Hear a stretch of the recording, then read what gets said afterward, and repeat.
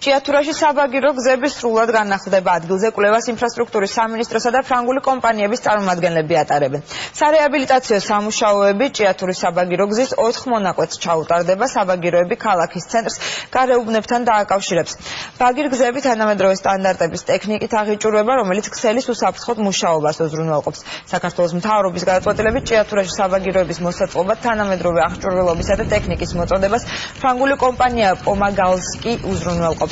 სამინისტროს ინფორმაციით ერთ-ერთი წამყვანი კომპანია საერთაშორისო დონეზე ჭიათურის საბაგირო ადგილობრივი მოსახლეობის ძირითადი სატრანსპორტო საშუალებაა, რომელსაც ყოველდღიურად რამდენიმე 1000 ადამიანი სარგებლობს.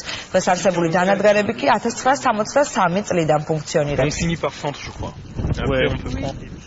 რეგიონული განვითარებისა და ინფრასტრუქტურის სამინისტრო საფრანგეთის მთავრობის ფინანსური მხარდაჭერით ჭიათურაში საბაგიროების სრულ რეაბილიტაციას ახორციელებს. აქ ჩამოსულები არიან ფრანგული კომპანიების პომაგალსკისა და სისტრას ტექნიკური ჯგუფის წარმომადგენლები, რომლებიც ტრანსპორტირების კვლევას ახორციელებენ ამ ეტაპზე. ამ კვლევის შედეგად განისაზღვრება საბაგიროს მარშრუტები და მათი ტიპები.